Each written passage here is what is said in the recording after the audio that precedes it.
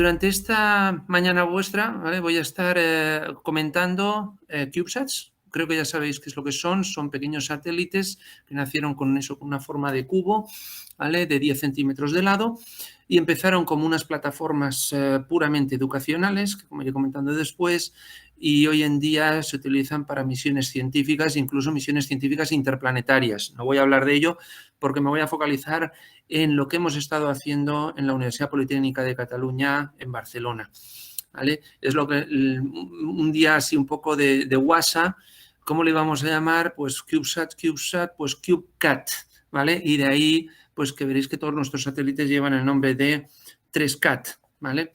Y luego os comentaré el nombre que tienen los Pocket Cubes, que son los hermanitos pequeños de los CubeSats.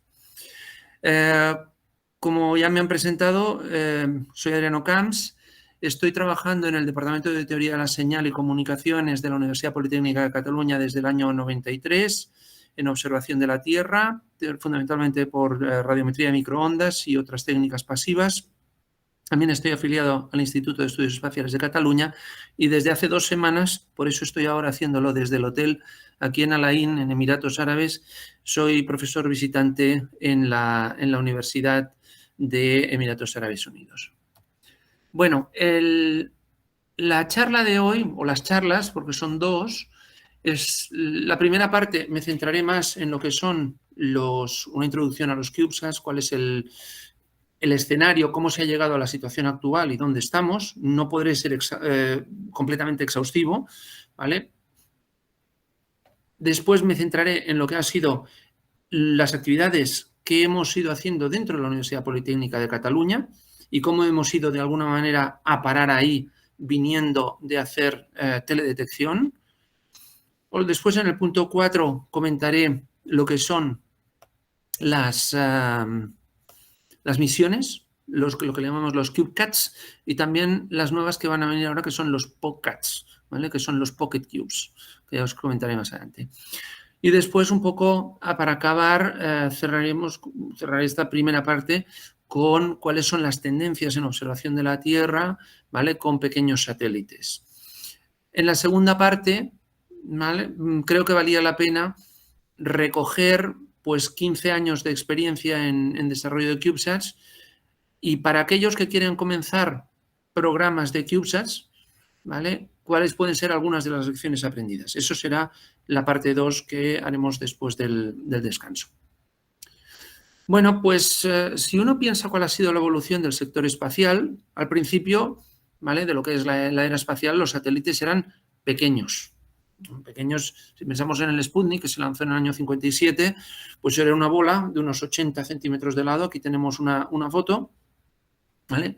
Por no tener, como ya se ve o ya se medio intuye, no tenía ni paneles solares, ¿vale? Tampoco tenía, bueno, de hecho la bola estaba presurizada porque los componentes que llevaba dentro, con esto de la carrera espacial, para ver quién llegaba antes, los rusos tiraron por el camino recto y presurizaron la bola, y los componentes no estaban pensados para trabajar en el vacío. Pero bueno, llegaron primero. Pero ya veis que el satélite no era muy grande. Luego los americanos lanzaron el Explorer 1, que aquí puede parecer como un cohete enorme, pero es que era pequeñito también. Y muy poco después ya vino el Vanguard 1, que todavía está orbitando, que ya se ve que tiene forma de una bolita, realmente una bolita como de balonmano, y tenía unas pequeñas células solares. Pero es que, ¿por qué los primeros satélites no llevaban células solares? Pues porque la tecnología tampoco estaba ni desarrollada, ¿vale? De hecho, el otro día, en una exposición que había en un museo de Barcelona, ponían en el tiempo justamente Vanguard 1 y el desarrollo en paralelo de las tecnologías de células solares, y vino por ahí. O sea que, de hecho, las primeras tecnologías que se probaron están aquí, ¿vale? Entonces, durante las dos primeras décadas de la era espacial, cada satélite, por decirlo de alguna manera, era hijo de su padre y de su madre. Era único, era una obra de arte artesanal, ¿vale? No habían componentes en serie que se pudiesen realizar de una misión a otra, ¿vale? Y así fue hasta llegados los años 70, ¿vale? Hasta finales de los años 70. A principios de los años 80, ¿vale? nace el concepto de microsatélites. La filosofía que se adopta ya es más diferente, se empieza a pensar en reducir costes, ¿vale? En reutilizar tecnologías que ya que existen en otros campos y en utilizar también lo que se llaman componentes COTS, Commercial Off the Shelf, componentes comerciales. Pero ya el no va más, la vuelta de tuerca ha pasado en las 2 últimas décadas, ¿vale? Con toda esta filosofía de Small Sats, ¿vale? Ahora hay mucha gente que dice, oh, no, es que yo llevo trabajando del New Space desde el año 2000. Bueno, pues en algún lado estaba leyendo que perdonad, el término New Space, ¿vale? Se acuñó sobre el año 2012-2013, ¿vale? No está claro, pero más o menos por ahí. Entonces, ¿qué es lo que se pretende? ¿Vale? Lo que se pretende con toda esta filosofía New Space, pequeños satélites, es diseñar las misiones de satélites con el coste mínimo para cumplir los requerimientos, ¿vale?, que se le pide a la misión, sean de comunicaciones, sean de observación de la Tierra, sean de lo que sea. Claro, eso pasa muchas veces por simplificar, ¿vale? Por reducir la complejidad, aunque a veces hasta cierto punto. Reducir la complejidad a veces pasa por eliminar redundancias y eso también quiere decir pues, que cuando falla no tienes una redundancia que aplicar y se acabó la misión. Pero bueno, en esas estamos ahora, ¿eh?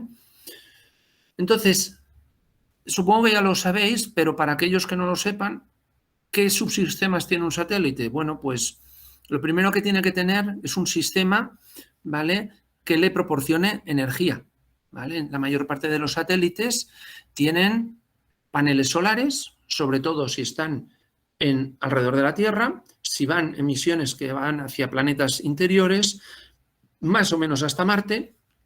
De hecho, los últimos rovers de Marte llevaban paneles solares. El último que lanzó el JPL ya no llevaba porque es tan grande, tan masivo, que los paneles solares tendrían que ser exageradamente grandes, ¿vale? Entonces ya se utiliza otro tipo de tecnologías para generar la electricidad. Pero para lo que nos va a afectar a nosotros, que son estos pequeños satélites que por ahora van a estar alrededor de la Tierra. Ahora, cuando se lance Artemis, que se tenía que haber lanzado ya en el mes de agosto, a la Luna también habrá CubeSats, ¿vale?, que estarán orbitando. Perdonad, me están enviando mensajes. A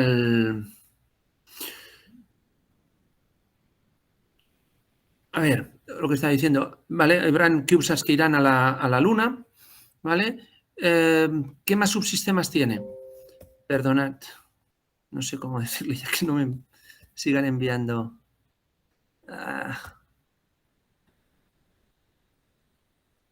A ver, entonces, ¿qué más subsistemas tenemos además del sistema de alimentación eléctrico? Bueno, necesitamos un ordenador de a bordo, ¿vale?, que será un poco el director de orquesta, el que irá diciendo qué subsistemas se tienen que ir actuando, en qué orden, en función también del estado de energía, ¿vale?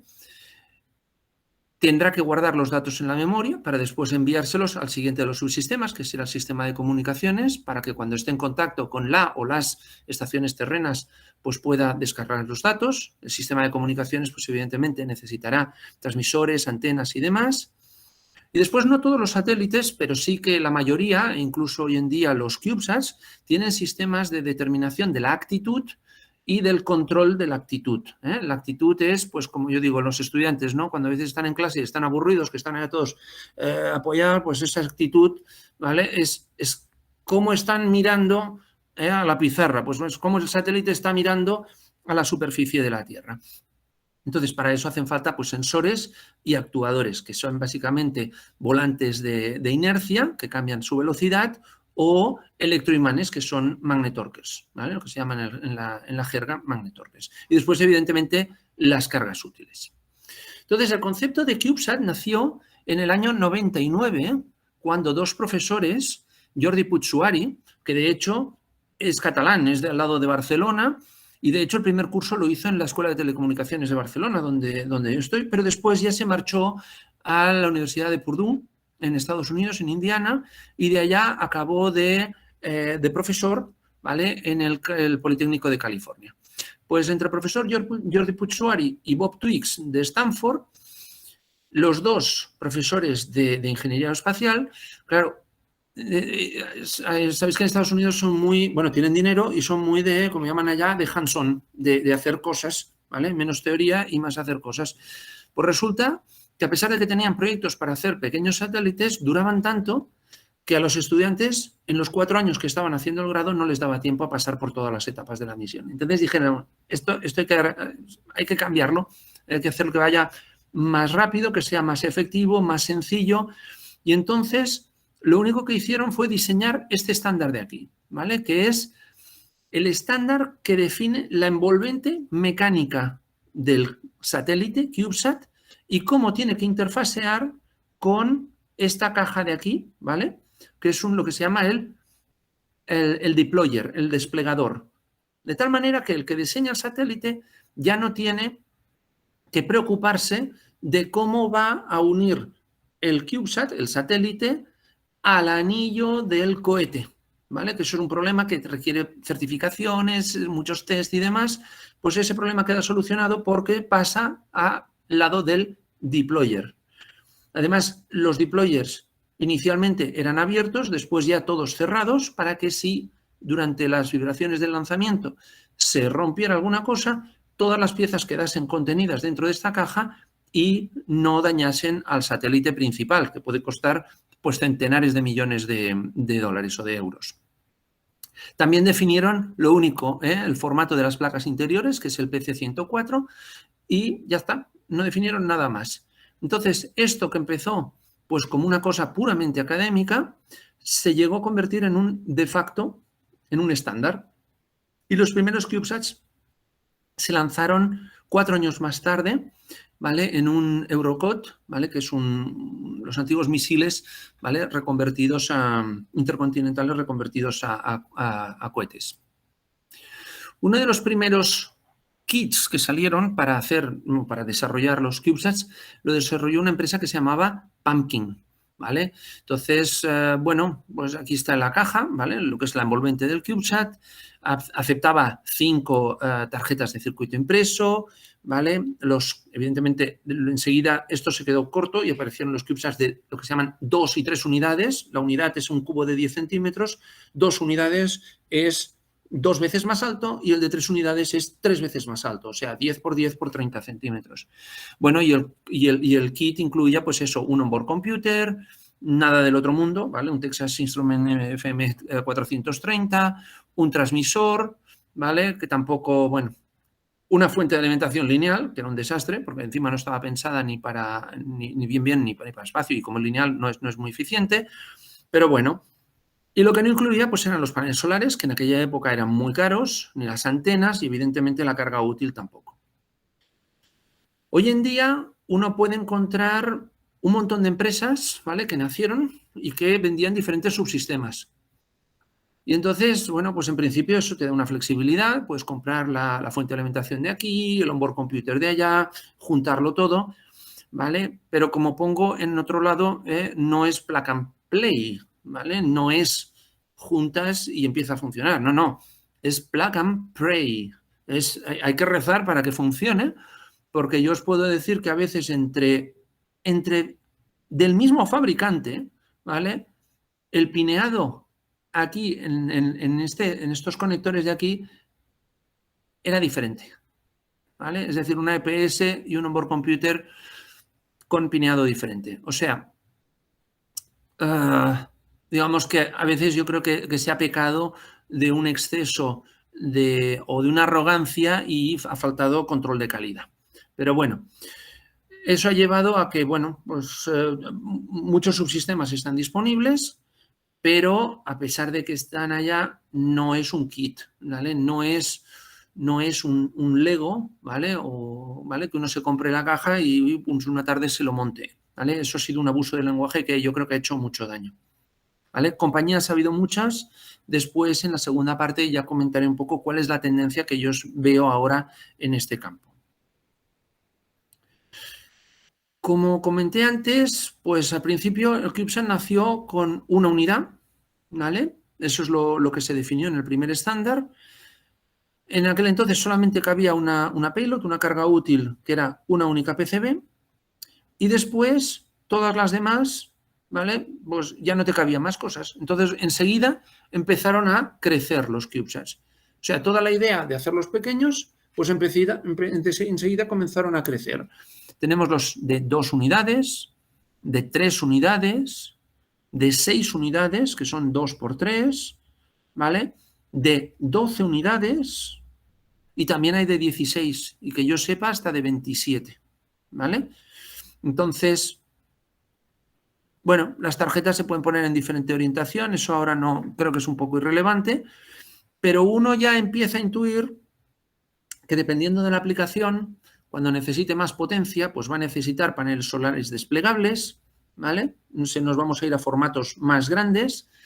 Cuando uno necesite también, por limitaciones de la física, de la medida, necesitas una apertura grande o necesitas una focal grande, nos vamos a ir a satélites de dimensiones más grandes. Entonces, lo que hay que ver es dónde está ese punto dulce, dónde está el óptimo, ¿vale? Hay algunos satélites, incluso ahora me ha venido a la cabeza uno del INTA, ¿vale? Que tenía toda la focal aprovechando todo así, toda la longitud, y todas las PCBs estaban hechas a medida y con un agujero en medio. Bueno, es una posibilidad, es un buen uso del espacio disponible y toda la circuitería puesta alrededor. Perdonad con los anuncios. Ok. Bueno, pues hoy en día, de todos los formatos que hemos visto antes, el de 3 unidades es el que domina, pero con diferencia. ¿Y por qué? Bueno, pues en esta gráfica lo que vemos es el número de pequeños satélites, ¿vale? De nanosatélites y picosatélites, ¿vale? Porque menos de una unidad, bueno, menos de 1 kilo ya se considera un picosatélite, no lo dije antes, pero un CubeSat en el estándar nació que como mucho podía pesar 1,3 kilos, ahora lo han subido a 2 kilos, ¿vale? Pero por debajo de 1 kilo es lo que se llama ya un picosatélite. Y entre 1 y 10 kilos es un nanosatélite. Bueno, pues aquí hay hasta 10, ¿vale? Hasta nanosatélites de 10 kilos. Lo que serían ya los de 12 y 16U ya no entran en la categoría de nano, serían ya microsatélites. Bueno, pero aquí están de todos los CubeSats. Entonces, si uno mira esta gráfica, hasta el año 2012, bueno, pues, bueno, se iban lanzando algunos, ¿vale? En el año 2012 se lanzaron 25, en el año 2011 12, ¿vale? La mayor parte de estos CubeSats corresponden con el color naranja de aquí, que es el del formato de una unidad. Pero fijaos el bote que mete en el año 2013. El año 2013 es cuando 2 empresas, bueno, ahora son empresas, en aquel entonces eran casi prototipos hechos por estudiantes, lanzan los primeros que van a ser los primeros satélites de unas constelaciones. Uno es Planet Labs, que lanza sus satélites Dove, que tienen básicamente sensores ópticos multiespectrales y con una resolución de unos 5 metros, ¿vale? Hasta ahora han lanzado 519. Es la última cifra que tengo y ayer la revisé, ¿vale? Y después otra empresa que lanzó unos CubeSats que les llamaban creo que era el Ardusat, ¿vale? De Arduino, ¿vale? Y hoy en día ha dado a la segunda mayor empresa en tema de CubeSats, que ha lanzado ya 160 CubeSats, que utilizan una técnica que explicaré después de teledetección mediante microondas, que es pasiva, ¿vale? Que mira cómo los rayos, las ondas que emiten los satélites de navegación se curvan en las capas bajas de la atmósfera, ¿vale? Y eso sirve para dar información de humedad y de temperatura en la atmósfera, ¿vale? Y además con una calidad que es comparable a la de emisiones grandes, en concreto una misión que se llama COSMIC. Entonces, la previsión es que los satélites de 3 unidades sigan dominando en los próximos años y lo que se está viendo ya es que los de 6 unidades empieza ya a haber bastantes y algunos de 12 unidades. Entonces, ese punto dulce, ese óptimo, se espera que esté sobre las 6 unidades, que es donde uno encuentra que puede poner más cosas, cargas útiles más potentes, puede poner incluso paneles solares desplegables hasta 50 vatios en un 6U, ¿vale? Que es una cosa ya que empieza a ser interesante, y los costes de lanzamiento no matan, ¿vale? Los beneficios que estamos obteniendo por otro lado. En este mapa que hay a la derecha veis un poco el panorama de número de nanosatélites que se han lanzado por país. Gana de goleada, ¿vale? Estados Unidos con casi 1.400 y después está pues Rusia con 40. Bueno, de hecho está Alemania con 50, China 80, tal, España 32 y Argentina aquí 5. Esto está revisado a fecha de ayer, en esta página web que tiene un montón de información. Yo os la recomiendo que miréis si os interesa este tema. Si miramos también las constelaciones, ¿vale? Esto es una cosa que va cambiando y de hecho esta tabla la actualicé ayer mismo. Aquí están todos los... hasta microsatélites, ¿vale? Pero claro, cuando le ponen SmallSat y pesa casi 100 kilos, bueno, todo es relativo, pero para mí ya está un poquito lejos de lo que es el concepto de CubeSat. Pero bueno, quien ha lanzado más hasta ahora es el señor Mums, ¿vale? Que ha lanzado casi 3.000 para la constelación Starlink, que lo que quiere dar es conectividad de Internet global, o casi global, porque de hecho los polos no los cubre, o en unas latitudes bastante elevadas tampoco los cubre. Pero bueno, como lo que busca es el rendimiento económico, ahí no hay casi usuarios. Después, a distancia ya, pero bueno, con 519 lanzados, está Planet Labs, con los Dove, con los Super Dove y con los Phlox, ¿vale? Que son los 3 tipos de satélites que lleva. Teledetección óptica, ¿vale? Y fijaos que en color azul el siguiente es Spire, ¿vale? Con los siguientes satélites ha lanzado 160, ¿vale? Y también observación de la Tierra para temas de clima y utilizando GNSS R y RO. La reflectometría también la comentaré un poco más tarde. Y los formatos de los satélites aquí lo tenéis, 3U. El demás, ¿vale? Todo lo que está en color amarillo son satélites de comunicaciones. Bueno, aquí está OneWeb, pero claro, estos son satélites grandes, ¿vale? Aunque le pongo aquí SmallSats, son satélites grandes. Ya llevan lanzados también la friolera de 428, que se dice rápido, ¿vale? Aquí hay otros que son hosted payloads, que este también es un concepto interesante, ¿vale? Que es como queda espacio en un satélite más grande, pues solamente se añade la carga útil, ¿vale? Incluso aquí en esta lista aparece Iridium, ¿vale? Y 2 que me parece que son interesantes porque esta tabla la voy actualizando periódicamente y esto no había aparecido hasta hace muy poco. 2 empresas en las posiciones 8 y 10 los servicios que quieren ofrecer son de posicionamiento, ¿vale? Lo cual era una cosa que estaba reservada hasta hace muy poquito a las grandes agencias espaciales, ¿vale? Con los sistemas GPS americano, Galileo, GLONASS, Beidou y los sistemas regionales de aumentación, ¿vale? Si queréis ver cómo se lanzan los satélites, cómo se inyectan en órbita, este es un ejemplo. Aquí se lanza el satélite, bueno, aquí se separa primero, ¿vale? Del módulo que lo inyecta en órbita y ahora se lanzará el primer satélite grande, ¿vale? Cartosat 2. Fijaos que el cohete lanza después un microsatélite, ahora ha lanzado alguno de los pequeñitos, empieza a girar para evitar las probabilidades de que choquen después en órbita, ¿vale? Y ahora empezará a lanzar satélites, si me permitís la expresión, a porrillo, casi como un croupier repartiendo cartas en el casino. Fijaos, estos son satélites de Planet, fijaos a qué velocidad los va lanzando y los puntitos blancos que quedan de lejos, ¿vale? Son todos los satélites. Aquí ya lo veis, son satélites 3U, todavía no han desplegado los paneles solares, lo harán después. Sí que en el momento de salir ya despliegan, bueno, solamente abren la antena, aunque todavía no pueden transmitir. Aquí tenéis un ejemplo, ¿vale? Y también utilizo esta imagen, primero porque no hay muchos proveedores, muchos lanzadores que lo incluyan, los indios sí, y para ilustrar que en el momento que se inyectan los satélites en órbita, ¿vale? Se ponen como a girar, ¿no? ¿Vale? No están quietecitos, tienen un cierto movimiento, ¿vale? Entonces, lo primero que habrá que hacer cuando inyecten en órbita es parar ese movimiento para después controlar la actitud y que apunten, en el caso de estos satélites ópticos, hacia la superficie de la Tierra de la cual se quieren hacer las imágenes. Este fue, que yo sepa, el que tiene el récord, ¿eh? Se lanzaron 104 satélites de una tacada. Bueno, pues ahora vamos a ver qué se puede hacer, ¿vale?, de teledetección utilizando pequeños satélites. Bueno, lo primero es que si estamos fuera de la atmósfera y lo vamos a utilizar ondas electromagnéticas, que son las que se pueden propagar en el vacío, pues tendremos que trabajar en bandas, a ver, ¿dónde está el curso? En bandas en las cuales, ¿vale?, la atmósfera presente muy poca atenuación, ¿vale?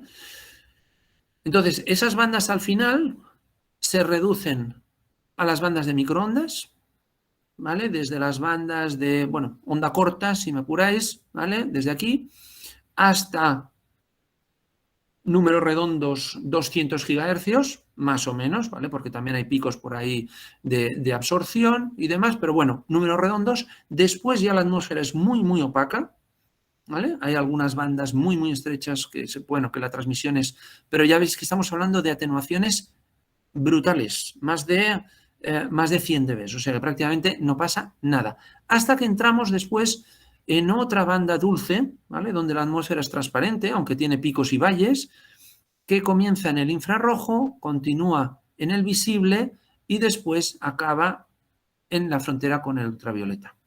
Entonces, ¿qué pasa aquí? Bueno, por la parte baja lo que tenemos es que la ionosfera actúa como una capa metálica de conductores. Al final son los electrones libres que bloquean la propagación de las ondas y las ondas se reflejan. De hecho, es lo que utilizó Marconi sin saberlo, ¿vale?, pero que para hacer la primera comunicación transatlántica, y eso dio lugar al descubrimiento de la ionosfera. Aquí la atmósfera es transparente, aquí bloquea la atmósfera, las resonancias de las moléculas que componen la atmósfera, y aquí es la capa de ozono la que absorbe la radiación ultravioleta. Más arriba, evidentemente, ya hablamos de partículas altamente energéticas que sí que pueden atravesar la atmósfera, pero no son para hacer observación de la Tierra. Por lo tanto, estamos limitados a las bandas de lo que llamamos microondas, las bandas de la parte óptica del espectro, desde el infrarrojo hasta el ultravioleta. Y los sistemas después podrán ser activos o pasivos. Activos si nosotros transmitimos, pasivos si solamente recibimos, ¿vale? Y lo importante es que cada banda de frecuencia nos servirá para medir una cosa, algún parámetro. Ya iremos viendo, ¿vale? Entonces aquí tenéis un poco resumido en función de la banda, microondas, óptico, activo y pasivo. Si es activo en microondas se llama un radar, ¿vale? Se emiten pulsos de ondas de radio y se mira el eco. Si es activo óptico se llama un LIDAR, se emiten pulsos láser, se reciben. Si es pasivo microondas se llama un radiómetro de microondas, ¿vale?, que es la emisión espontánea, igual que cuando uno pone una radio y no hay nadie emitiendo, no hay ninguna emisora, se oye un ruido. Bueno, pues ese ruido es una componente captada por la antena, el otro generado internamente dentro del receptor, y ese volumen del ruido, el que oímos, ¿vale?, nos da información. Aquí tenéis, ¿vale?, Sudamérica, 2 tiras, ¿vale?, obtenidas por el sensor MIRAS a bordo de la misión SMOS de la ESA, en banda L, 1,4 GHz. Y ya veis que cambia cuando pasa de tierra a mar, incluso dentro de tierra, ¿vale? Por lo tanto, aquí lo que se ve en realidad son zonas más húmedas, zonas más secas. La zona del Amazonas no es que esté más seca, ¿vale?, pero es que aquí ya hay muchísima más vegetación, ¿vale? Y también podemos utilizar sensores pasivos, pero que no miden la emisión espontánea, ¿vale?, como es el caso de los radiómetros de microondas, sino que utilizan señales que transmiten otros. Y aquí en concreto la gran explosión se ha dado con las señales de navegación, sean GPS, Galileo, GLONASS, Beidou o cualquier otra. Hoy en día todo esto se está extendiendo a otras señales, satélites que emiten señales de radio, de televisión, otros satélites de comunicaciones, etcétera, etcétera. Entonces, si nosotros utilizamos, ¿vale?, las señales de los satélites de navegación cuando estos se ponen en el horizonte, de la misma manera que el Sol cuando se pone en el horizonte, ¿vale?, no vemos el disco del Sol, pero todavía queda una claridad, ¿vale?, pues a las ondas electromagnéticas le pasa lo mismo. El satélite puede haber puesto por debajo del horizonte, pero todavía ser capaces de recibir esa señal de radio. Entonces, si la atmósfera es más húmeda, ¿vale?, produce un efecto más de guía de onda, se puede seguir durante más tiempo, ¿vale?, la señal, y entonces ya tenemos aquí ¿vale? Una manera de medir el contenido, la humedad que hay en la atmósfera. También se pueden utilizar estas señales no de manera directa, como es este caso, sino después de haberse reflejado, ¿vale? Y eso que se llama GNSS Reflectometry, ¿vale? Reflectometría, ¿vale? Y la ventaja que tiene es que no tengo que transmitir y que además tendré tantos puntos sobre la Tierra como reflexiones, como satélites tenga visible y que me estén produciendo una reflexión, ¿vale? Aquí hay una tabla que a mí me gusta ponerla porque en el año 2012 recordaos que es cuando todavía, ¿vale? no había comenzado esa explosión, ¿vale? de lanzamiento de pequeños satélites. La mayor parte de las aplicaciones de observación de la Tierra eran o muy problemáticas o totalmente imposibles de realizar, ¿vale? O con muchísimas limitaciones, y solamente algunas eran factibles. 4 años después, la mayor parte de ellas, ¿vale? ya eran factibles y no es una fantasmada, es que ya había proyectos de misiones basadas en CubeSats para llevarlas a cabo y para demostrar esa viabilidad, ¿vale? Hoy en día, ya no estamos en 2016, estamos en 2022, ¿vale? Radares todavía en CubeSats no, hay algún estudio, ¿vale? Pero tenemos el caso paradigmático de ICEYE, ¿vale? Que con satélites de menos de 100 kilos ya tiene una constelación de radares de apertura sintética, ¿vale? Y los LIDAR siguen siendo problemáticos por la cantidad de potencia, ¿vale? que se necesitaría transmitir en la Tierra. Pero ahora en Artemis, yendo a la Luna, habrá LIDARes, porque como no hay atmósfera, con mucha menos potencia y orbitando más cerca, ¿vale? La cosa ya funciona. Por lo tanto, podríamos decir que cualquier técnica casi que podamos pensar hoy en día, las más dificultosas evidentemente son las activas de microondas y las activas ópticas. Cualquier otra cosa que se nos ocurra hacer, hoy en día la podemos hacer, ¿vale? Y el cambio más bestia se dio, para mi entender, entre los años 2012 y 2014. Si nos vamos a misiones para observación de la Tierra comerciales, aquí vemos de nuevo, ahora son solamente las comerciales y solamente de observación de la Tierra. Planet, ¿vale? Ganando de goleada, óptico, Spire, pasivo microondas, ¿vale? Y después, en los últimos años, han empezado a entrar, ¿vale? Bueno, aquí tenéis Satellogic, que es Argentina, ¿vale? Que está en el ranking el número 4. No está mal. Ah, por cierto, tiene una sede también en Barcelona. Y bueno, hay mucho actor también que viene de la República Popular China, ¿vale? Aquí tenéis el número 3, número 6, etcétera, etcétera, ¿vale? Y ICEYE, que ha entrado en el ranking ya en el número 5. Este es activo de microondas, radar, pero ya entra dentro de la categoría de microsatélite. Pero bueno, no deja de ser un cambio importante en el paradigma, porque hasta hace poco los radares de apertura sintética eran cosas solamente de los muy grandes, ¿eh? Las agencias espaciales, la europea, la alemana, la italiana, la canadiense, etcétera.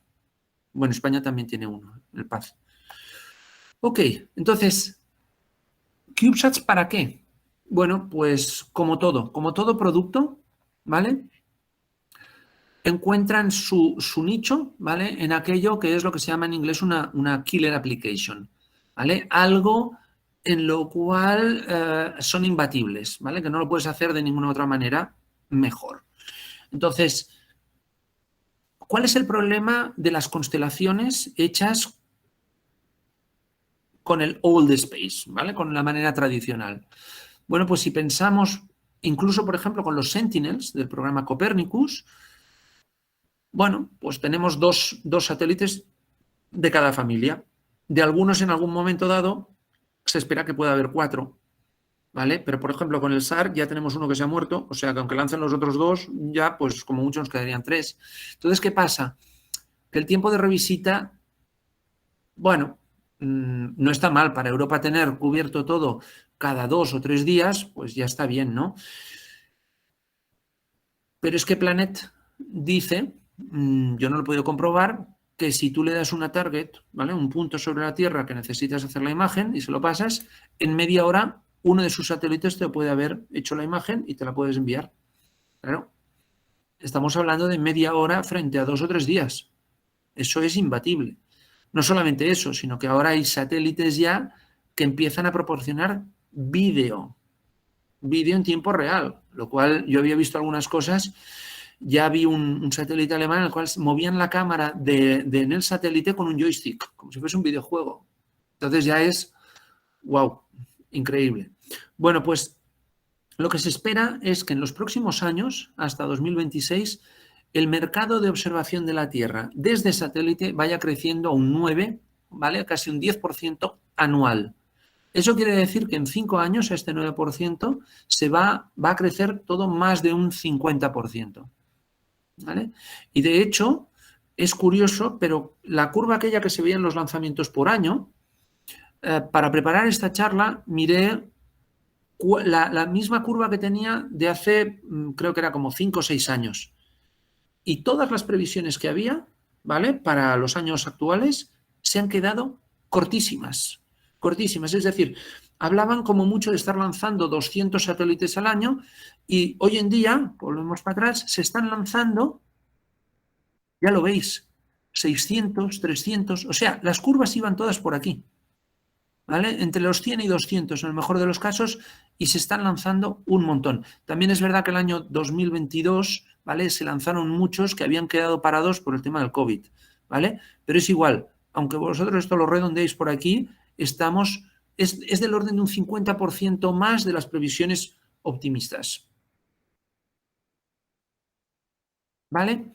Bueno, pues ahora ya tenemos un poquito todas las piezas del puzzle, pero falta una, que es, ¿y nosotros? ¿Vale? Nosotros que estamos en una escuela de telecos, ¿cómo fuimos a parar en el mundo de los CubeSats? ¿Qué es de dónde veníamos? ¿Qué es lo que estábamos haciendo? Bueno, pues en el tema de la teledetección, es una cosa curiosa, pero en nuestro grupo en la Universidad de Barcelona fue a principios de los 90 que comenzaron una serie de tesis doctorales, yo diría que incluso sin haberlo planificado de manera estratégica, ¿eh? Una en radiometría de microondas, que fue la mía, ¿vale? Que dio lugar después a esta misión de la ESA, la misión SMOS, ¿vale? Que es un radiómetro por síntesis de apertura. Otra en tema de LIDAR, otras en temas de dispersometría radar, lo que se llama en inglés scatterometry, y después procesado de radar de apertura sintética, procesado SAR. Esas fueron las primeras de cada una y después ha habido pues bastantes más. Entonces, en el caso que a mí me afecta, ¿vale? Teledetección pasiva microondas. Comenzamos, ¿vale? Con las actividades que dieron lugar a la misión SMOS en el año 93. Entonces no se llamaba ni SMOS, ¿vale? El instrumento se llamaba MIRAS, ¿vale? Y comenzamos desde la concepción del instrumento, mirar las aplicaciones y demás. En el año 99 se propuso, creo que fue en noviembre 98 se propuso SMOS y fue seleccionado en mayo del 99, ¿vale? Y la fase A ya comenzó en el año 2000, ¿vale? Después, ¿vale? En el año 2000 también comenzamos en el grupo las actividades de reflectometría utilizando señales de navegación. Después, relacionadas también con SMOS, ¿vale? Porque es un radiómetro que además tiene una capacidad de ver muchos ángulos de incidencia a la vez, es decir, saca como fotos en vez de mirar píxel a píxel como habían hecho los otros radiómetros. Y claro, eso quiere decir que cada píxel que estás mirando lo ves con un ángulo de incidencia diferente. Y resulta que no había modelos de emisión. Bueno, pues tocaba hacerlos. Bueno, pues hicimos experimentos, nos lo pasamos bien, ¿vale? También hicimos los instrumentos para llevarlos al campo y medir, pues eso, cómo emitía el mar y el efecto de las olas en esta banda de frecuencias, lo mismo sobre tierra, etcétera, etcétera. Y llegados ya al año 2007, empezamos las actividades en CubeSats. También empezamos las actividades de mitigación de RFI, ¿vale? Que nos habíamos encontrado ya desde hacía tiempo en tema de radiometría de microondas, en tema de GNSS-R también nos lo habíamos encontrado, y en el año 2009, cuando se lanzó SMOS, ya fue una fiesta, porque había interferencias por todas partes, ¿vale? Después os enseñaré algunos de los resultados. Entonces, para resumir, en una transparencia las actividades de teledetección, actividades de SMOS, desde el instrumento, simulaciones y demás, obtención de productos, salinidad, humedad sobre tierra. Aquí el tiempo de revisita está entre 2 y 3 días, también hay que decirlo. Un producto que no se esperaba, hielo sobre el Ártico, ¿vale? Importante porque es hasta medio metro, 60 centímetros como mucho, pero gran parte del Ártico en invierno está con esos grosores de hielo, no más, ¿vale? Y después para la península ibérica algún índice de riesgo de incendios. Y un producto del cual yo estoy especialmente orgulloso, ¿vale? Porque es el fruto de 2 tesis, es un downscaling, una desagregación del píxel de SMOS que tiene unos 40 kilómetros de tamaño a 1 kilómetro de manera rutinaria para toda Europa o en algunas zonas incluso hasta 250 metros, ¿vale? Donde aquí está Barcelona, esto es básicamente, por aquí vendría el Valle del Ebro, ¿vale? Un poco más abajo. ¿Vale? Y la otra de las líneas es la reflectometría, desde el año 2000 hasta hoy. La reflectometría, si yo comparo el tiempo de llegada entre la señal directa y la reflejada, tengo información altimétrica, ¿vale? Y si miro las potencias entre la directa y la reflejada, pues, habiendo hecho las compensaciones adecuadas de caminos, de diagramas de antenas, de una antena y de la otra y demás, puedo tener información de alguna manera del coeficiente de reflexión, o si la reflexión es difusa, del coeficiente de dispersión biestático radar en sigma 0. ¿Vale? Aquí tenéis un poco más de detalle de las actividades en SMOS, dando consultoría a las industrias que después fabricaron el instrumento, simulador, simulación también electromagnética, campañas de medidas, algunas de ellas, todo eso después llevado a los algoritmos para generar los productos que ya os he comentado anteriormente. Y como somos telecos, somos ingenieros de telecomunicación y nos gusta cacharrear, pues desarrollamos sensores, ¿vale? Aquí tenemos un radiómetro con Digital Informing, que generaba los haces que se iban moviendo. Este era un instrumento que imitaba miras, ¿vale? Pero aquello que dices, bueno, ¿y si yo tuviese que hacerlo de nuevo, qué cambiaría? Bueno, pues había muchas cosas del instrumento o de la misión SMOS, del instrumento miras, claro, que se quedaron congeladas con la tecnología de los 90. Entonces, claro, si ahora te vas al 2010, 2015, seguramente puedes hacer muchas más cosas también de manera digital. Y eso fue lo que hicimos, ¿vale? Una cosa curiosa que se dio es que no habíamos... a ver, un momento, vuelvo para atrás. No, bueno, no sé cómo se quita ahora. Bueno, estos puntos que veis aquí en realidad, ¿vale? Son satélites GPS. Nosotros al principio pensábamos que nos habíamos equivocado, que teníamos algún problema con el procesado, pero resulta que para ahorrar cogimos los frontends de receptores GPS. Cuando empezamos a hacer las pruebas vimos que salían unos puntos y no entendíamos qué narices era y resultó ser los satélites GPS. Esto de aquí, ¿vale? Que se ve un puntito y después en el 6 es la respuesta impulsional, el haz sintético que genera este array, de hecho igual que pasa en SMOS para los que estéis más familiarizados. Este es Merichey, ¿vale? Es un radiómetro multifrecuencia con todas las bandas, desde 1,4 hasta 90 gigahercios. Y antes aquí en este vídeo ya habéis visto que salía de este camión y tal. Y lo hemos utilizado para temas de RFI. En temas de GNSS-R, desde instrumentos que están quietos y graban los datos, instrumentos que calculaban ya en tiempo real, es decir, aquí fue el primero que grababa en disco duro. En esa época, los instrumentos que había grababan en cinta magnética, una la señal directa, otra la señal reflejada. Después, esa cinta había que pasarla a la memoria del ordenador, había que alinear las dos secuencias para que fuesen síncronas. Esto con este instrumento por vez primera ya no era necesario, porque grababa 3 canales simultáneamente a 20,46 megamuestras por segundo en un disco duro durante 1 hora. ¿Vale? Este de aquí ya no hacía falta grabarlo porque lo calculaba en tiempo real. Y a partir de ahí se construyó el primer elemento o el primer instrumento para espacio, que tenía que haber volado en el INTA Microsat 1. INTA es el Instituto Nacional de Técnicas Aeroespaciales Español. Y, bueno, vino la crisis del 2008, se canceló la misión y el instrumento sigue en una Pelican en mi despacho. ¿Vale? Otros instrumentos ground base, para montar en rover, para montar en avioneta, incluso en paramotores. ¿vale? Y este es nuestro reflectómetro estrella, ¿vale? Con dos arrays, uno mirando para arriba, otro mirando para abajo, con 19 antenas, ¿vale? Creando 4 haces, 2 en L1E1, 2 en L5E5, y que van siguiendo a los satélites, compensando todo el movimiento del avión.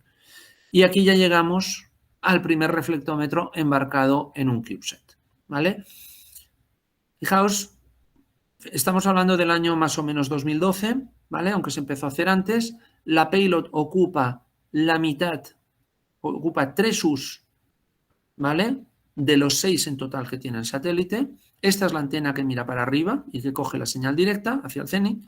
Este es el array, la agrupación de 6 antenas que mira hacia el nadir y coge la señal reflejada, ¿vale? Ya veréis hoy lo que estamos haciendo hoy en día y cómo se ha comprimido todo, ¿vale? Y este es otro instrumento para medir, pues, temas de vegetación, contenido de agua y demás, también utilizando las señales GPS.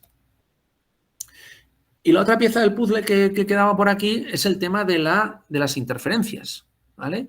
Porque las interferencias nos las hemos encontrado en radiometría de microondas, donde en teoría la banda está prohibido emitir desde 1400 hasta 1427, y después es una fiesta. Allá hay armónicos, hay emisiones fuera de banda, hay de todo, ¿vale? Con lo cual, si uno no hace nada, no toma ninguna precaución, la mayor parte de las medidas están corrompidas. En GPS, por desgracia, en las bandas también, allá otros pueden emitir, ¿vale? Con ciertas precauciones.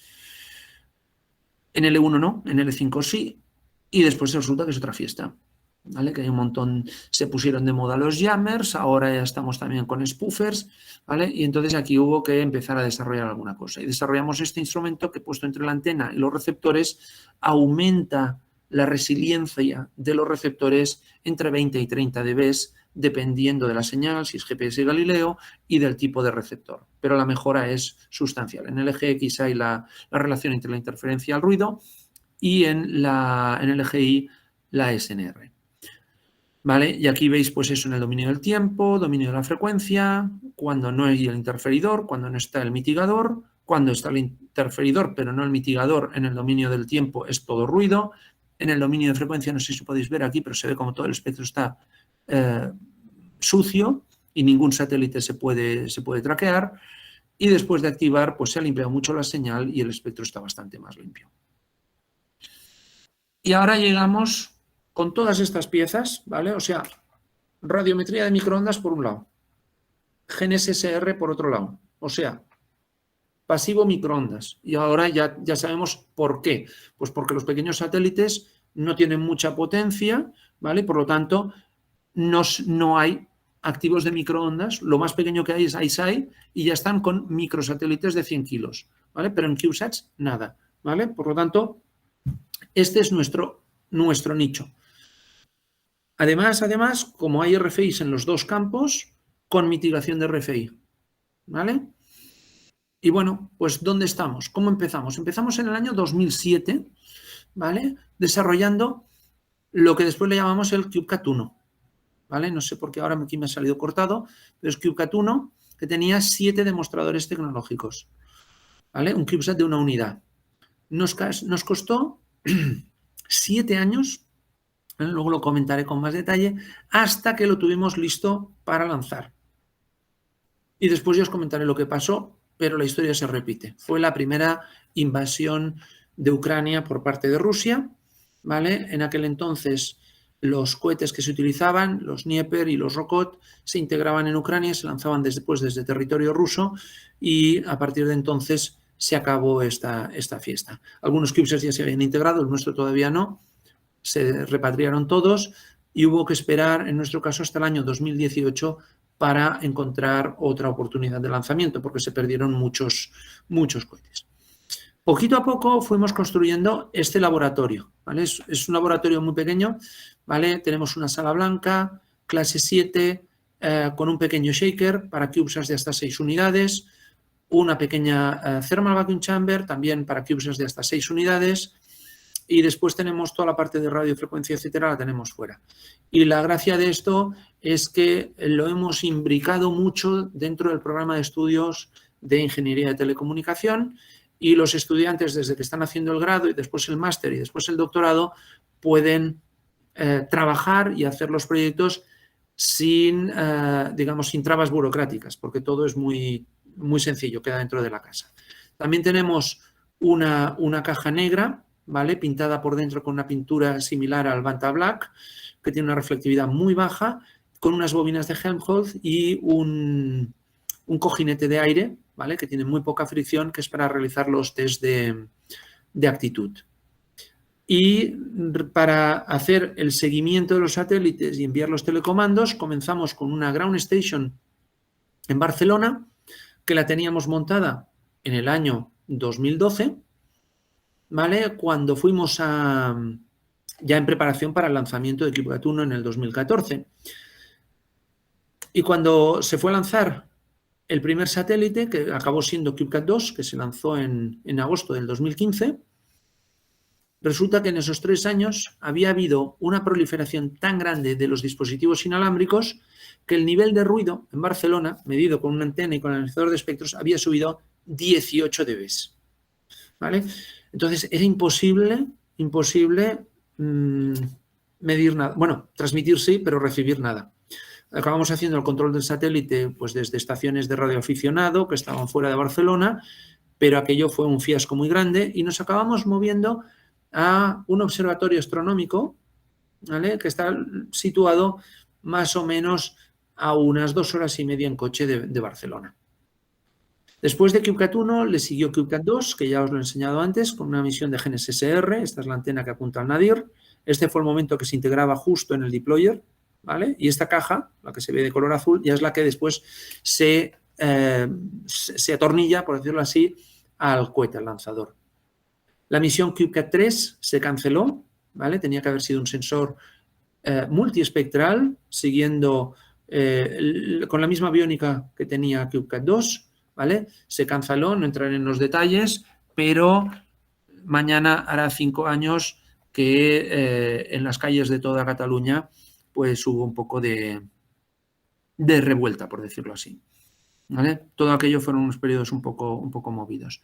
Ahora estamos trabajando en CubeCat 4, los comentaré en más detalle después, pero para que veáis la secuencia temporal, que es un CubeSat de una unidad que tiene una antena desplegable que tiene la misma directividad que esta de aquí. ¿Vale?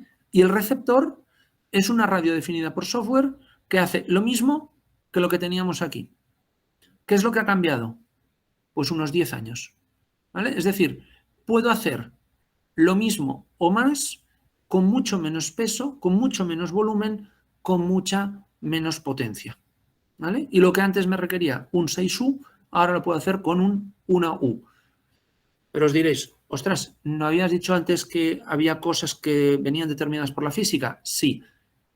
La apertura de esta antena, o aquí lo que tenemos es una antena desplegable que es más de medio metro de larga. ¿Vale? Después dedicaré bastante tiempo, bueno, esta presentación a lo mejor 5 o 10 minutos, a la misión FSSCAT, que fueron los CubeSats el 5A y B. Este de aquí tenía un reflectómetro, un radiómetro de microondas, la detección de RFI a bordo, ¿vale?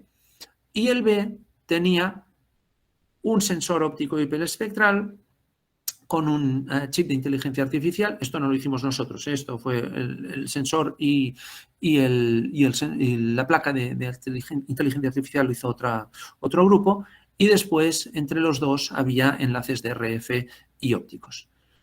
¿Vale? La misión ya está acabada, pero os enseñaré los resultados porque es para... Bueno, yo estoy muy orgulloso de ellos.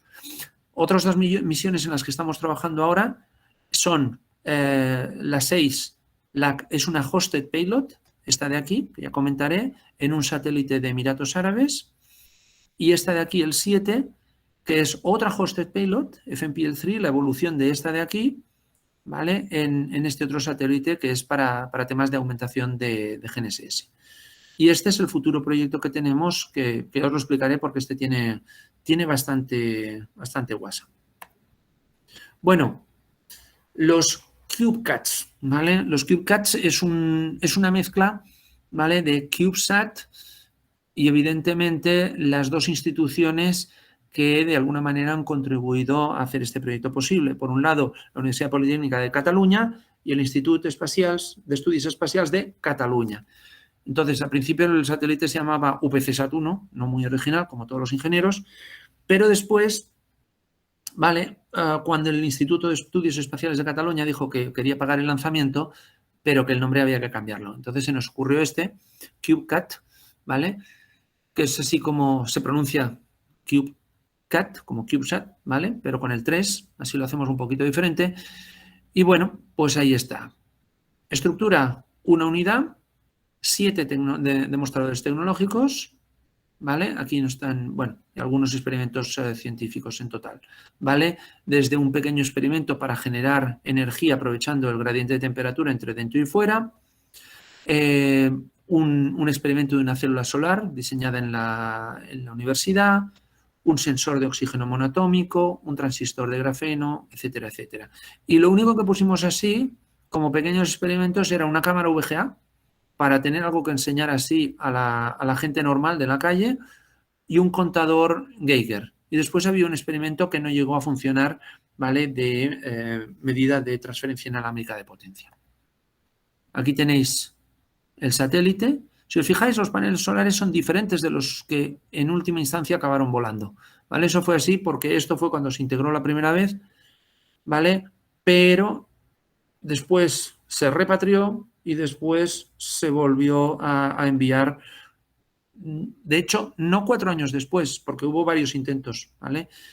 Luego os cuento, ¿vale? Los intentos fueron, ¿vale? El primero fue en el Dnieper, ¿vale? Con el conflicto de la primera invasión, o al menos la que ocurrió entonces, en el 2014, ¿vale? De Rusia, que cogió la Crimea y tal, en Ucrania, ¿vale? Pues allí se fastidió, ¿vale? Hubo que desintegrar, sacar del cohete los satélites, los CubeSats que ya se habían integrado. El nuestro todavía no había ido a Ucrania, pero sí que estaba en Holanda, ¿vale? Pues acabó siendo repatriado de Holanda a España, ¿vale? Hubo 2 oportunidades fallidas en junio del 2015, ¿vale? Y en septiembre del 16, porque las 2 veces anteriores, el cohete que iba antes tenía que ser un Falcon 9, pues el anterior falló, el anterior explotó. Y el de septiembre incluso llegó a explotar en la base de lanzamiento. Creo que fueron 3 días antes del lanzamiento. Entonces se queda todo parado y al final nos acabaron lanzando en el 18 con un cohete indio. ¿Vale?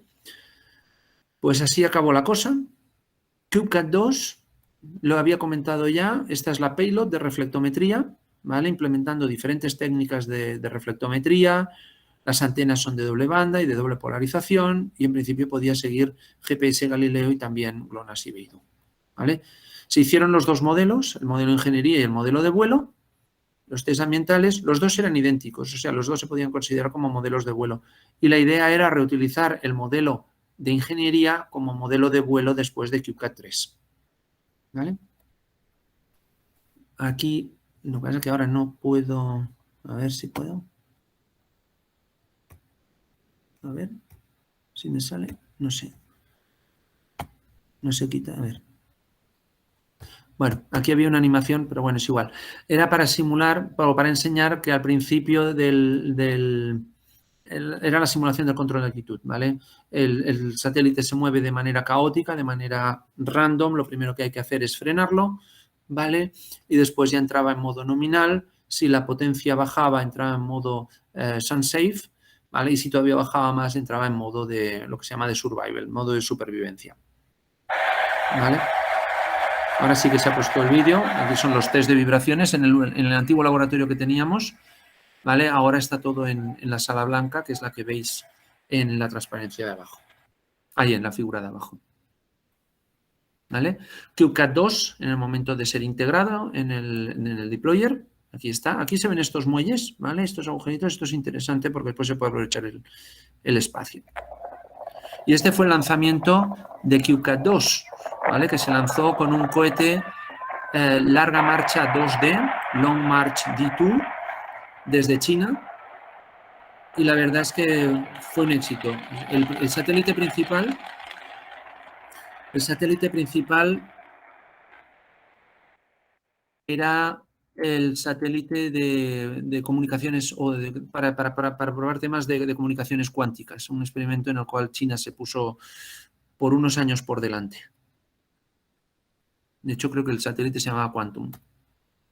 ¿Vale? Y aquí tenemos los primeros pases de CubeSat-2, ¿vale? Los primeros beacons recibidos, como se ven en el waterfall que se llama, que es realmente bonito de ver, ¿vale? La señal, pero la que estábamos recibiendo nosotros en Barcelona era esta de aquí, donde teníamos todos los taxis de la flota de taxis de Barcelona, los más de 10.000 taxis que hay, todos emitiendo allá y emitiendo en bandas amateur, pues como Pedro por su casa, y era imposible recibir nada. Por eso acabamos migrando a la estación, ¿vale? El observatorio del Montsec, ¿vale? Donde instalamos, aquí no se ve, pero aquí hay una antena de U y otra de VHF, y la de banda S, que es solamente de recepción. Y la pusimos aquí ya después en preparación, después de CubeSat-2, para la misión FSSCAT.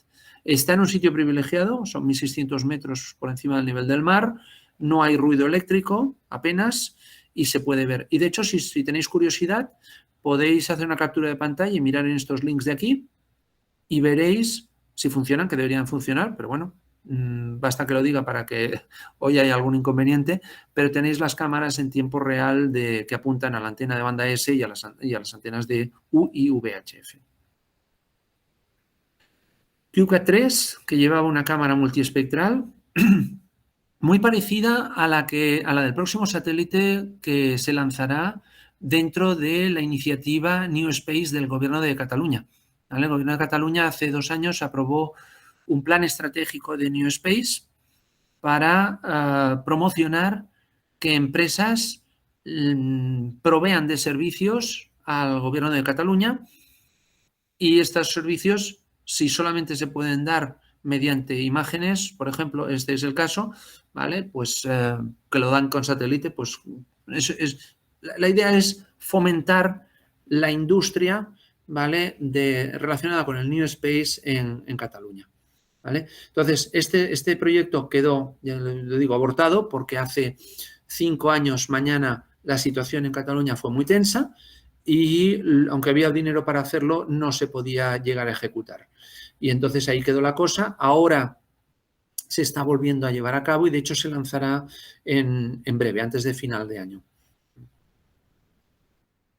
Esto es CubeSat 4, un satélite de una unidad, ¿vale? Que tiene una carga útil pasiva de microondas que incluye un reflectómetro y un radiómetro de microondas y además un receptor de AIS. Aquí tenéis el despiece, ¿vale? Y si miráis, tenemos, ¿vale? Perdón, aquí la antena, la parte de arriba, bueno, de abajo en esta, de aquí, ¿vale? Después tenemos los magnetorquers, ¿vale? Si os fijáis, la EPS, las baterías de la EPS, el onboard computer, ¿vale? La payload y las antenas desplegables, que en este caso están aquí, ¿vale? Esta de aquí, y esta de aquí, y esta de aquí, y esta de aquí, están aquí, en esta última tarjeta de aquí, ¿vale? Si contáis, hay más tarjetas que las que cabían inicialmente en el estándar de Pumpkin, pero bueno, eso es a base de apretarlas más, ¿vale? Siempre y cuando uno entre dentro del envolvente de peso. Está previsto que se lance la primavera del año que viene en el vuelo inaugural de Ariane 6, pero bueno, hay que ver porque siempre los vuelos inaugurales se pueden retrasar. Aquí tenemos un ejemplo de la antena desplegada, ¿vale? Para hacerlo sencillo es casi como un muelle, ¿vale?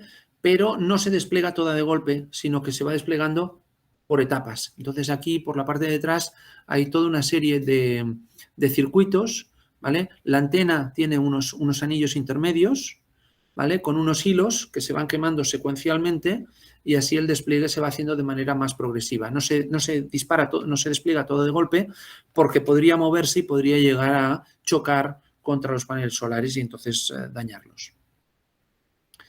¿Vale? La misión FSSCAT fueron 2 satélites de 6 unidades. El primero con un radiómetro de microondas y un reflectómetro, y me diréis que soy aburrido, ¿vale? Porque siempre utilizo lo mismo, pero bueno, siempre había temas novedosos y demás.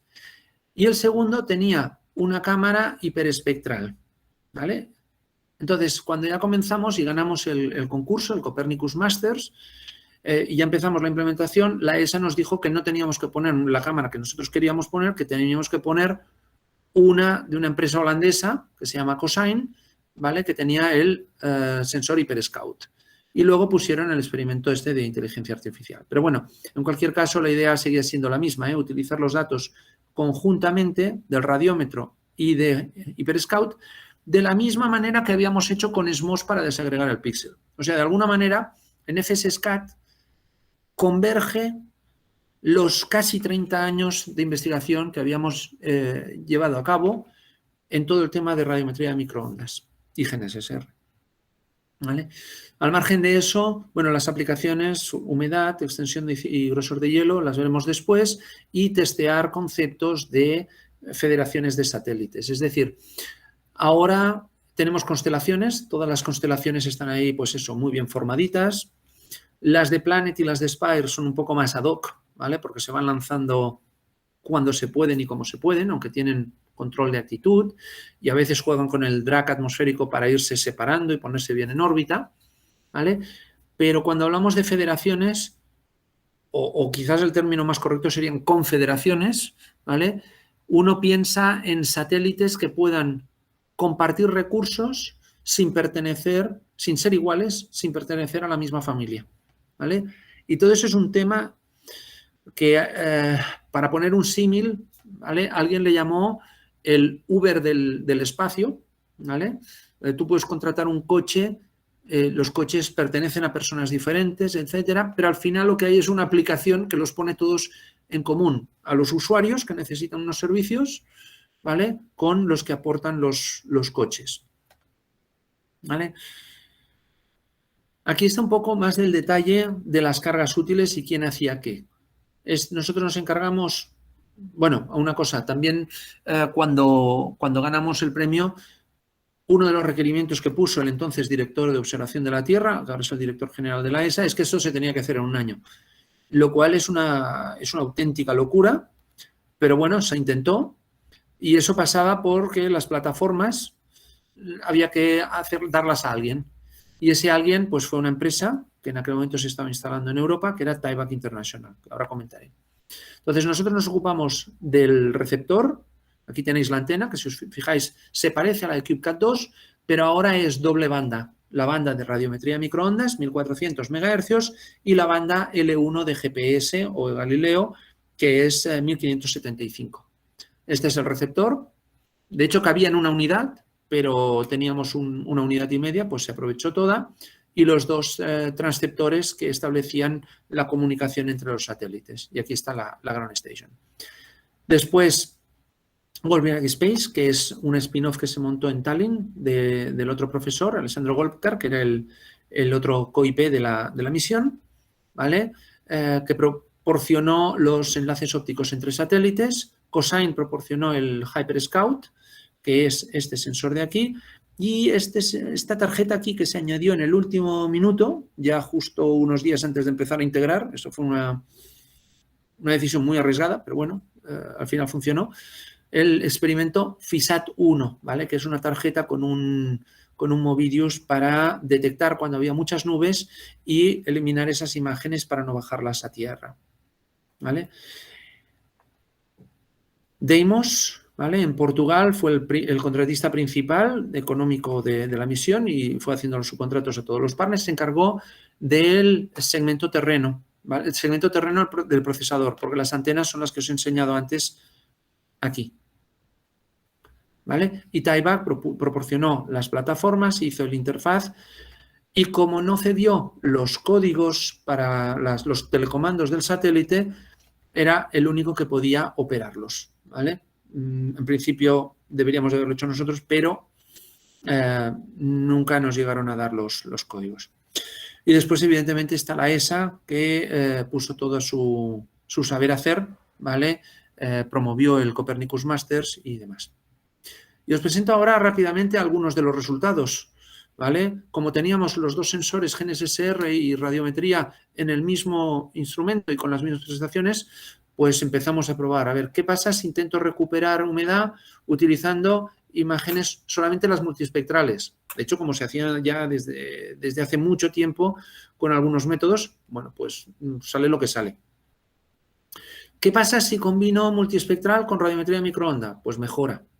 ¿Qué hago si con GNSS si utilizo solamente reflectometría? Pues empeora y de hecho es la que sale peor. ¿Y qué pasa si lo junto todo? Pues es la que sale mejor. ¿Vale? Y aquí tenéis los mapas, algunos de los mapas que se fueron produciendo de manera diaria, ¿vale? Con FMPL, con el FSSCAT, la carga útil del FMPL2. ¿Vale? Aquí tenéis productos nivel 3, ¿vale? Y estos son, por ejemplo, los productos solamente obtenidos con GNSS-R. En GNSS-R solamente hay las tiritas, ¿vale? En las cuales se ha ido produciendo la reflexión especular. Otros ejemplos aquí son de extensión de hielo y cobertura de hielo, ¿vale? Tanto en el Ártico como en la Antártida, ¿vale? Obtenidos con el radiómetro. Cada 3 días, cobertura global. En el Ártico, cada día, ¿vale? Eso es por el modo de operación que tenía el satélite, que tomaba más adquisiciones sobre el Ártico que sobre la Antártida. Y estas tiritas que veis aquí son las de reflectometría, donde si yo aquí hiciese un zoom, la transición que parece como más emborronada del radiómetro, con la reflectometría, el cambio entre reflexión en agua, reflexión en hielo, se ve de manera mucho más abrupta. Este cambio, he de decir que la reflectometría, ¿vale? Si estuviese quieto el satélite, se podrían conseguir resoluciones entre 250 y 300 metros. Y con el tiempo de integración que seleccionamos, entre 500 y 600 metros. ¿Vale? Que es mucho mejor que la resolución que se obtiene con otros tipos de sensores y en concreto los de microondas. Cabe decir, alguien podría decir, oye, ¿por qué no utilizas sensores ópticos? Pues porque los sensores ópticos en las zonas polares que están casi siempre cubiertas de nubes, pues no funcionan. ¿Vale? Aquí vemos un poco la evolución en el Ártico y en el Océano Antártico, ¿vale? De la cobertura de hielo estimada y el error, ¿vale? El ground truth está obtenido del producto de OSISAF, ¿vale? Que es como el estándar que se coge para referenciar. Otro producto que no lo esperábamos de FSSCAT es el grosor de hielo, ¿vale? Ya que la temperatura de brillo, cuando el hielo es suficientemente fino, pues la temperatura de brillo que está midiendo el radiómetro está afectada también por el agua que tiene debajo. A partir de medio metro, 60 centímetros, cuando el grosor de hielo ya es suficiente, la emisión, ¿vale? En esta banda de microondas del del agua, ya no se ve, solamente se ve el bloque de hielo y a partir de ahí ya se pierde sensibilidad y ya se ve, ¿no?, que esta curva se satura, ¿vale? Pero hasta aproximadamente medio metro funciona realmente bien, con biases y errores RMS, después de haber quitado el sesgo, del orden de 6 centímetros. ¿Vale? Aquí tenéis los mapas tanto en el Ártico como en la Antártida. Después, y esto ya incluso después de que la misión se había dado por terminada, seguimos reprocesando los datos. Otros productos que se obtuvieron utilizando redes neuronales fueron velocidad del viento, ¿vale? Con errores entre 1,7 metros por segundo, y del cual estoy especialmente satisfecho, ¿vale? Porque es el santo grial que veníamos persiguiendo ya desde principios de los 90. Acordaos que el nombre de SMOS no lo he comentado, pero viene a decir Soil Moisture and Ocean Salinity, SMOS. Pues poder conseguir salinidad con un CubeSat, ¿vale? Esto ya fue, vamos, un resultado realmente satisfactorio. Y además con errores en un sobrevuelo del orden de 0,4 PSUs. Aquí no hay promediado, es solamente en un sobrevuelo. Entonces, bueno, motivo para estar satisfecho porque FSSCAT de alguna manera fue la culminación en un único proyecto de la radiometría de microondas, la reflectometría, la detección y mitigación de interferencias, la recuperación de algoritmos y todo, los algoritmos de recuperación de parámetros, perdón, y todo en un CubeSat. Además, para dar soporte a la misión, se llevó a cabo una misión en el Ártico, ¿vale? De participando en la campaña Mosaic. Aquí teníamos nuestro reflectómetro, aquí está, que eran esta antena y esta mirando para abajo. A veces hubo visitantes no invitados, pero bueno, no dañaron la instrumentación.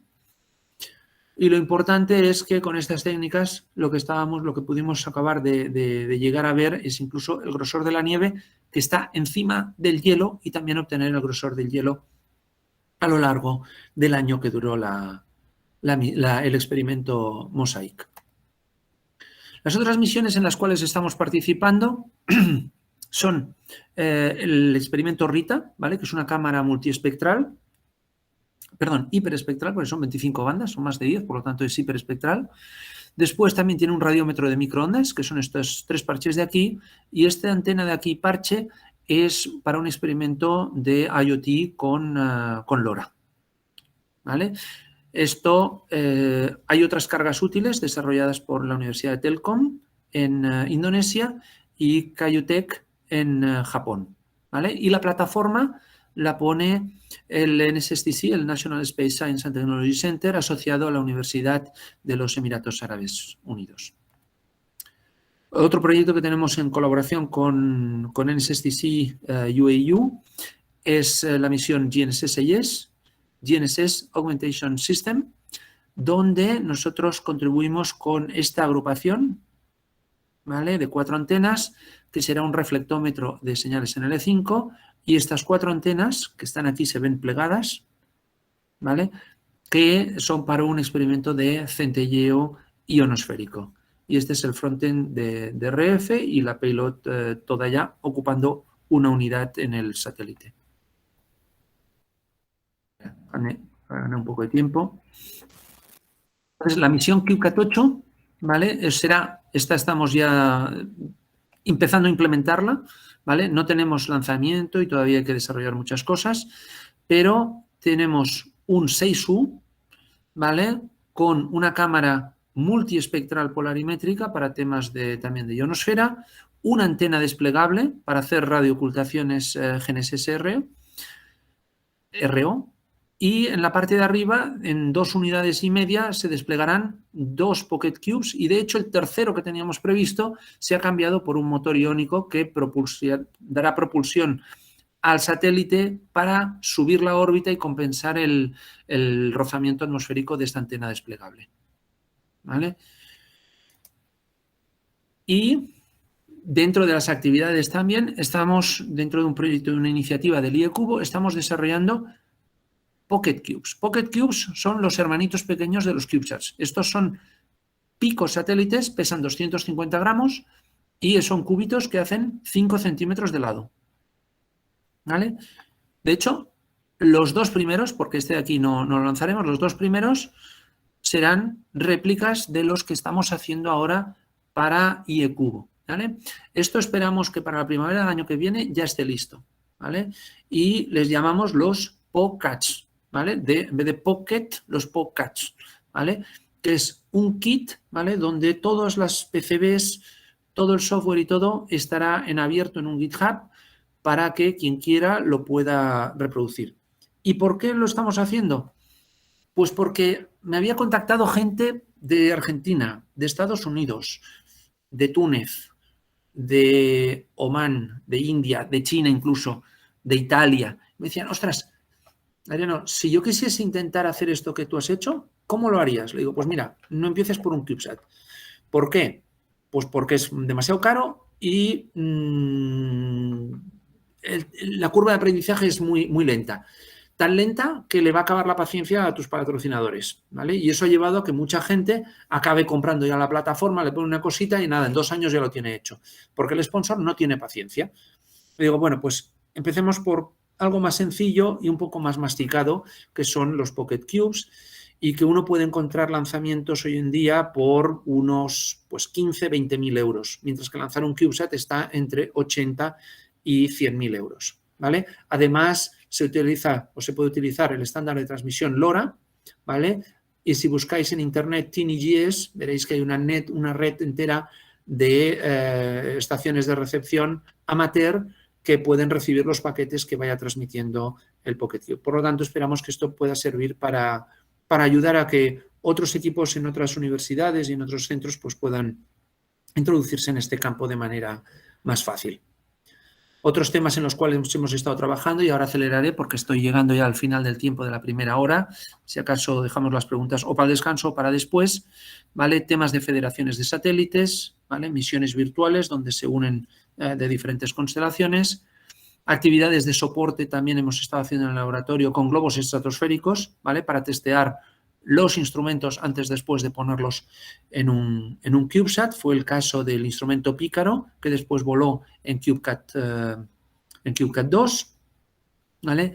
Y aquí tenéis una Premiere que fue en su día, que fue multifrecuencia, multiconstelación y en doble polarización, medidas de GNSS-R. Había GPS, Galileo y también GLONASS. Y doble polarización, reflejada a izquierdas y reflejada a derechas. Otros temas ya más educacionales, esto fue con el motivo de la Barbie, ¿vale? Y coincidiendo con el lanzamiento del Sputnik, ahora pasaré, pero bueno, al final pues hicimos la parte de transmisión del vídeo, bajar el vídeo de la Barbie en tiempo real, ¿vale? Y ya está. ¿Dónde estamos ahora? ¿Qué tendencias hay? Bueno, pues más satélites, más resolución. De hecho, los últimos satélites de Planet ya están dando mejor resolución. Los satélites de Spire, además de hacer radioocultaciones, aquí no se ve, pero hay de este lado de aquí hay un array de 3 parches, ¿vale? Uno por cada unidad. Bueno, pues las nuevas versiones, además de estos lados, despliegan otros arrays que apuntan en la dirección próxima al nadir. De hecho, no es bien al nadir, sino que están inclinados un poquito para cubrir zonas diferentes, ¿vale? Con lo cual hacen en la misma plataforma GNSS-R y GNSS-RO, radioocultaciones y reflectometría. Esto es un proyecto que después se abandonó, pero si no recuerdo mal era un 12U y la idea era, pues eso, tener un telescopio desplegable para hacer análisis hiperespectral de asteroides, porque hay algunos gobiernos, ahora lo pasaré, esto es rápido, ¿vale? Ahora volveré, como el de Luxemburgo, que lo que tienen en la cabeza es minería espacial. Ir a buscar minerales raros que no se encuentran en la Tierra, irlos a buscar asteroides y después traerlos. Pero antes hay que saber la composición y saber cuáles hay que ir a buscar. Vuelvo para atrás, ¿vale? Esto es Cygnus, una constelación de NASA, ¿vale? Con 8 microsatélites haciendo GNSS-R, ¿vale? NASA aquí está apostando fortísimo por el tema de CubeSats y para misiones pusieron el Marco 1 y el Marco 2, que eran repetidores alrededor de Marte, ¿vale? Para hacer el enlace entre la sonda que estaba en Tierra, la que estaba orbitando y después de órbita, ¿vale? Hacer de data relay y del de órbita ya tirar hacia la Tierra. ¿Vale? Procesado a bordo, ¿vale? Han aparecido en los últimos años procesadores increíbles, ¿vale? Aquí tenéis el ejemplo de Univap, ¿vale? Donde uno puede hacer aplicaciones, ¿vale? O varias aplicaciones, correrlas dentro del procesador, y estos son ejemplos de detección de target detection, ¿vale? Desde satélite utilizando pues imágenes, en este caso las de alta resolución de WorldView 3. Otra tendencia donde los pequeños satélites están tirando fortísimo son pequeños satélites, temas de IoT, ¿vale? Y aquí ya se han hecho experimentos donde un sensor que genera la electricidad directamente a partir de la diferencia de potencial que se genera entre la raíz y la superficie de la Tierra, ¿vale? Donde está la planta, transmite la información de humedad a un satélite, ¿vale? O sea, esto ya es pasado, ya no es presente, ¿vale? O futuro, ¿vale? Y pues evidentemente vamos a tener constelaciones de pequeños satélites que podrán hacer de data relay satellites, ¿vale? También entre Tierra y hubs, ¿vale? O sea, aquí vamos a ver, se está trabajando ya en una integración muy suave entre lo que son los sensores o la conectividad, los dispositivos en tierra, ¿vale? A baja altura, hubs, a más alta altura, LEOs y GEOs. Y todo tiene que quedar integrado muy fácilmente, ¿vale? nuevas maneras de lanzar los CubeSats, además de esto, ¿vale? Hay proyectos serios ya en marcha para lanzarlos desde aviones militares, pero desmilitarizados, utilizando los misiles, ¿vale? Este es un ejemplo donde misil pequeño para lanzar hasta 4U o hasta 16U en el misil grande. Estos son MiG-29 desmilitarizados, ¿vale? Y a modo de conclusión, ya llego casi al final, ¿vale? El nicho donde los pequeños satélites pueden, pues eso, proporcionar lo que los grandes no pueden es, yo creo, en tiempos de revisita mucho más pequeños. Pueden también tener mucha mejor conectividad porque se pueden desplegar por el mismo precio o una fracción del precio muchísimos más, ¿vale? Pero en ningún caso van a poder dar ni mejor calidad, ¿vale? Porque al final es lo que es, ni mayor ancho de banda, ¿vale? Aunque esto está progresando muy rápidamente, todavía hay serias limitaciones, ¿vale? Entonces, bueno, no es rocket science, como dicen en inglés, ¿vale? No es fácil, ¿vale? Pero con los estudiantes la verdad es que nos lo pasamos muy, muy bien.